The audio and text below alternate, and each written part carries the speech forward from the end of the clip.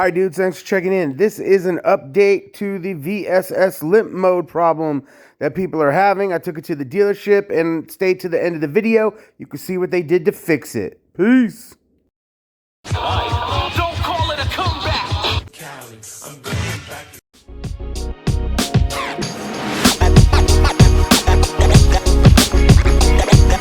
Alright dudes, so I'm doing the world famous Topanga Canyon that goes from the valley of Los Angeles all the way to Pacific Coast Highway and hits the beach. This is a famous spot. I ride it a lot, and I'm very used to the way the bike reacts to these turns, these twists, and basically I wasn't having any of the same problems I usually have. See, even right here on this sweeping left turn right here, usually my right tire will start to brake on its own, wobble. The back tire will do its little crazy schizophrenic thing where it shakes out, and it wasn't doing any of it this time. Now, I'm being told that these updates are possibly temporary, who knows, but if they do work, great. Here's what they did. So the TSB is Ryker yaw rate SAS sensor faults, and it's number 137209. The summary is really easy. Yaw rate sensor fault might be triggered due to loose front suspension components. The problem, a high number of Rykers with stability-related fault codes have been reported. These three faults, C0063 and C0052 and star C006C, forget about the star, can be asterisk, can be triggered if the front suspension has excessive play or a SAS zeros settings not learned properly from the production line. The solution, simply lock the steering system on the LH Pitman arm and do a SAS reset with the buds to use alignment screw, and there's the part number 529036490. There it shows you how to do it. Now, if you have a code set with higher mileage, if the unit has some higher miles, these codes 63, 52, and 6C are triggered. The first thing to do is have a look at the monitoring ID. The ID 18 is a very good indicator that there is an excessive play on the front steering components. Simply click on the fault in the environment. Now, there they go. So they're using their Buds 2 software. You could see what code has occurred, and then you could see right there is circled monitoring ID 18. If monitoring ID 18 is there, replace the following. Now, this is where the bigger kit comes in. You order part number 219800513. This is what they did with my Ryker. And in the parts list inside of the kit, it contains these parts here. You have a spacer, another spacer, you have two bearings, you have a wave washer, a sensor sleeve, and a generic sheet. So that is what was done according to the parts list on my Ryker. And then this gives you this shows you the Pitman arms set up here, and everything where the spacers go and what needs to be replaced. And I guess the idea there is to make it so there is less play in the Pitman arm. It says once the parts are replaced, look at the steering system on the Pitman arm. On the left, LH is the left-handed Pitman arm, and do a SAS reset with the Buds 2 software. Use the alignment screw, which is the part number that they told you to initially use, I believe here, 529036490, 0290490. There you go, 529036490. So a good sign that the steering components are too loose is that the SAS plastic bushings will be worn out. Excessive movement. The bushing is a tight fit on the SAS shaft. It needs to be replaced. If you can easily remove it with your fingers, here are some examples. And then you can kind of look down here, and you know, this is engineering stuff and mechanical stuff, and you can see. And then now warranty, it says there is normal and best warranty applies. So if you don't have warranty coverage, you are going to be paying for this out of pocket unless you can get Can-Am to open a ticket for you. That was the case with me, or at least I thought. And then there's a video. You can go to a YouTube video which explains it all. So there is the situation which I am dealing with. Now let me show you what they did for me. So this is the invoice that I got from the dealership. The description: customer states bike's going into limp mode, having the problem. The resolution was perform the update, which you saw. They didn't list the part number there, and reset all the sensors, which they did. Now the other thing they did, you could see the first part number is that whole kit that I talked about. Now the second one is the nylon patch. I have no idea what that is. And the third one is the nuts that hold the pitman arms, so they obviously replaced those for me. All right, so I had all the work done, and the bike was at home for a day, and now I'm finally getting it tested out over at, like I said, the Topanga Canyon State Park area. And I gotta say, major improvement. I mean, right now you can see I'm about to take a left turn, and there is no shake, no braking. The bike, even on simple ones like that, the Ryker would simply start to lock up. Stuff like this, same thing. Usually you have to throttle through it, or back off, or just deal with the issue. But in this instance, I am not dealing with it. But is this gonna last? That's the key. And according to some of the experts in the area, it's not.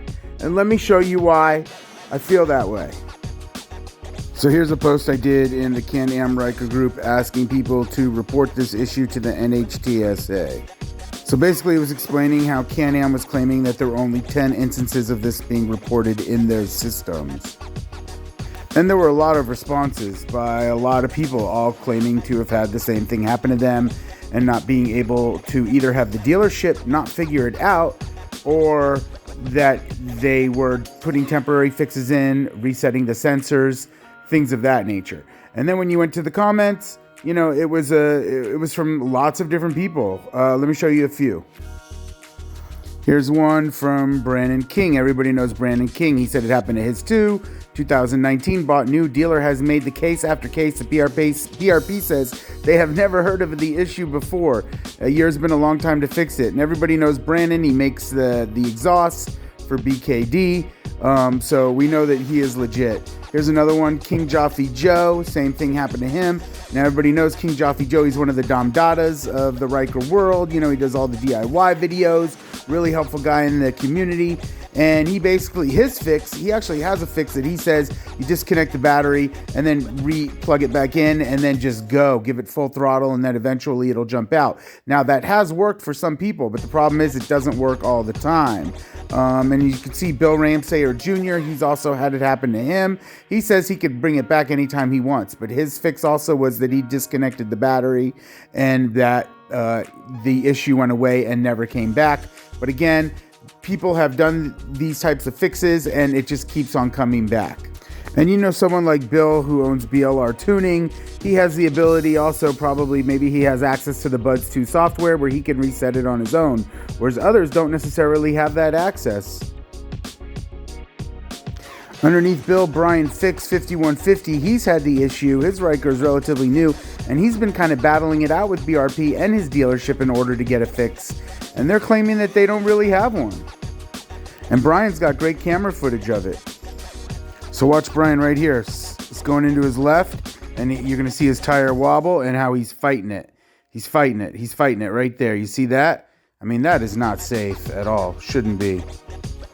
Yo, everyone knows Barry at Thrill Mouse Moto, one of the great moto vloggers of our time. And he's done a few videos about VSS faults on his Ryker and having to clear it for limp mode and going for chicken wings and having to pull over and deal with it. It's just crazy. Here's Michelle saying how she took her Ryker to Sturgis on multiple rides on the Iron Mountain Road, the Needles Highway, and she described to her husband that the back tire stutters coming out of a curve, and that she tried different things, reducing accelerator, but not braking, going into the turn, driving a wider path, and it still stutters or sticks, then grabs and kind of slingshots her out. Seth Hammerly, the oldest, the highest amount of miles on any Ryker's got about 80,000. He says it happens on right turns too. And he has the Bud software, so he can just clear it himself. But he's saying that Can-Am needs to do something about the pitman arm and the bearings. And so let me get you over to what Dave Marshall had to say. You should know Dave Marshall. He's out of Canada. He is with Ad Hoc performance. Dave does a lot of mods to his Ryker, as you can see. He's always trying to push the limit and get it to be the fastest Ryker on the planet. And I call Dave the professor because the guy is just a master of all things Ryker, and he is just a great resource for us. And he, to me, has the most comprehensive answer as to why this is going on, and I'll read to you what he said. So the issue does not lie in the tie rods, which is what I was asking him about. The issue is in the bearings around the pitman arm. Shafts are not press fit inside the cross member. So even at 0.5 millimeter of play, over time stress the top bearing and it starts to have play internally, which in turn, since the end of the shaft is connected to the SAS, gives the false reading and sets off the VSS. So it's a hardware to software issue. Over the years, I've tried different ways of countering this. I've done the job 6 times on my personal Ryker, as taking it to the road course for 2 to 3 hours always kills the top bearing, and he has to redo it. And this guy's literally cut the nuts in half just so he can, the bolts in half, just so he could do it faster. Right now, for the first time, I do not have to redo the job. I line the bearings with green Loctite and fill the gap. I wrap the SAS bushings with Teflon tape to make sure it's tight. I glue the steering shaft bushings to the cross member with black silicone, and I pack the inside of those bushings with bearings grease. So that's where Dave's at right now. But the long-term fix, and I hope BRP is listening because I think this is it. The long-term fix would be to build bearings that are slightly larger so they press fit onto the cross member, and rework the bushings on the steering shaft so they don't go crooked and offset the alignment. I mean, to me, this makes the most sense based on everything I've seen, and what's happening is just that little bit of play and the fact that the sensors are so sensitive to anything. Once they feel that play, they think there's something wrong with the tires and they start breaking it out of nowhere, especially when taking those left turns and affecting the right tire, and then hence affecting the back tire. It's all connected, folks. Hey dudes, don't get me wrong. I love my Ryker. I love riding it. I love modding it. I love just getting out there. It's a great machine. You're getting a lot for your money. But this issue is persistent, and this is a vehicle where we put, we're putting the trust of the company with our lives. We're out there, we're at high speeds, we're riding around in traffic, and the last thing you want is for some issue that the manufacturers know about, that all the people know about, that the dealerships knows about, and no one's doing anything to do a permanent fix for it. I mean, BRP knows the problems exist. This should be top priority for them right now. Not putting out 2022s with white rims and extra accessories, but figuring out how to help their current customers. And who knows? Look, maybe a company like Silver Turbos will come out with a fix for it. Maybe there's another company out there that can come out with a fix for it. But really, that's not their job. Their job isn't to ensure our safety. Their job is to make us, good aftermarket products. So this is really a BRP thing. So I'm going to say it like this. If it happens to you and you can get it fixed, great. I'm trying to make this video as kind of a comprehensive outline so people have information at their fingertips. So when they go to their dealerships, they can say, hey, try this first. Because a lot of the dealerships are saying, we can't replicate the problem, or we don't know how to fix it. Well, use this video, use the information I gave you, and if that doesn't work, then contact BRP. And if you're not getting anywhere with BRP, then go ahead and contact the NHTSA. Or hell, even file a complaint with the NHTSA anyway, even if you haven't had it fixed yet. Because this needs to be taken care of, and the only way it will be taken care of is if we as Ryker owners get off our butts and make some noise. Like they say, the squeaky wheel gets the oil kind of thing. I mean, that's the situation we're in right now. I appreciate everybody watching this video.